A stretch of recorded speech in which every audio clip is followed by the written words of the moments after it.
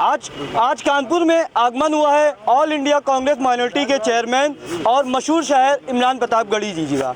आज ये door to door campaign करेंगे, अपने प्रत्याशियों के लिए वोट के लिए यहाँ पे आए हैं। इनसे जानते हैं कि 2022 का चुनाव कांग्रेस पार्टी किस रणनीति के साथ मैदान में उतरेगी और किस तरीके से चुनाव लड़ेगी। देखिए, पिछले 4.5 साल में कांग्रेस पार्टी ही है जिसने ग्राउंड पर उतर करके, ज़मीन पर उतर करके आवाम के मुद्दों पे लड़ाई लड़ी है। चाहे वो किसानों का मुद्दा हो, नौजवानों का मुद्दा हो, मुसलमानों का मुद्दा हो, दलितों का हो, पिछड़ों का हो, सिर्फ और सिर्फ कांग्रेस पार्टी ने लड़ी है। हत्ता कि ब्राह्मणों की भी लड़ाई ग्राउंड पर उतर के किसी पार्टी ने लड़ा है तो सिर्फ कांग्रेस पार्टी ने लड़ा है, वरना भारतीय जनता पार्टी की सरकार ने तो एक निर्दोष युवा लड़की को भी जेल में इतने दिनों से रखा हुआ है, खुशी दुबे को। तो ऐसे में कांग्रेस ने ज़मीन पे उतर के लड़ाई लड़ी है और मुझे पूरा विश्वास है कि जनता जो है वो प्रियंका गांधी के संघर्ष को देख करके कांग्रेस से जुड़ रही है। और हमारे प्रत्याशी बहुत शानदार तरीके से चयन किया गया है प्रत्याशियों का, युवा प्रत्याशियों पे भरोसा जताया गया है।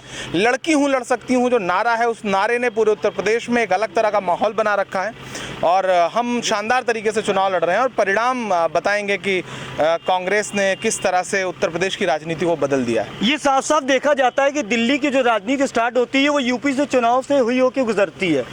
तो इस वक्त जो सियासत के जानकार लोग हैं उनका कहना है साफ साफ कि जो ये रणनीति है, आगे चुनाव है, इसमें साफ साफ लड़ाई दो दलों की देखी जा रही है, अखिलेश यादव की पार्टी और बीजेपी की पार्टी। इसमें कांग्रेस कहाँ स्टैंड करती है, आपकी क्या राय है? जब भी आप दिल्ली को नज़र में रखेंगे तो सिर्फ और सिर्फ दो पार्टियां हैं देश में जो लड़ रही हैं एक दूसरे के खिलाफ। सच्चाई तो यह है कि फासिस्ट ताकत के खिलाफ एक तरफ एक पाला है फासिस्ट ताकतों का और एक तरफ है गांधीवादी सोच, यानी कि इस देश को समेट के लेकर के चलने वाली सोच। एक तरफ भाजपा है, एक तरफ कांग्रेस है। तीसरा दल सेंटर की पॉलिटिक्स में कहीं नहीं है। क्षेत्रीय दल राज्यों में थोड़े प्रभावी हो सकते हैं, लेकिन पिछले 4 साल में प्रियंका जी ने ग्राउंड पे संघर्ष किया है। हम पिछले 30 साल से सत्ता में नहीं थे, ये सच्चाई है, लेकिन इस बार उत्तर प्रदेश में बिना कांग्रेस पार्टी के कोई सरकार नहीं बनेगी। माइनॉरिटी डिपार्टमेंट के आप चेयरमैन हैं, तो कहीं ना कहीं ये साफ कहा जाता है कि अगर कोई पार्टी मुसलमानों के हक के लिए बात करती है या मुसलमानों के लिए मुद्दे को उठाई जाती है तो उस पार्टी को जोड़ दिया जाए कि मुसलमानों की पार्टी है।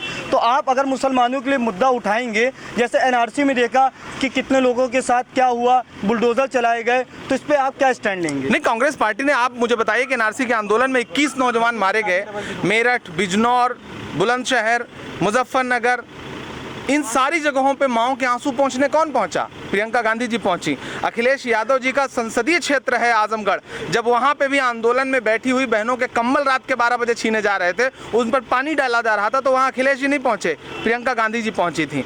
और रही बात मुसलमानों के मुद्दों पर बात करने की, तो आज प्रधानमंत्री जी ने भी ख्वाजा गरीब नवाज की दरगाह के लिए चादर भेजी है। तो मैं तो उनसे इतना पूछना चाहता हूँ कि हैरत हुई गालिब तुम्हें मस्जिद में देख कर, ऐसा भी क्या हुआ कि खुदा याद आ गया? तो ये भी हमारे साथ मशहूर शायर इमरान प्रतापगढ़ी जी, जिन्होंने साफ साफ कहा कि कांग्रेस अच्छे से चुनाव लड़ेगी और आने वाले टाइम में देखते हैं कि किसकी सरकार बनती है। कैमरामैन देव सोनकर के साथ सदाकत खान, प्राइम न्यूज़, कानपुर।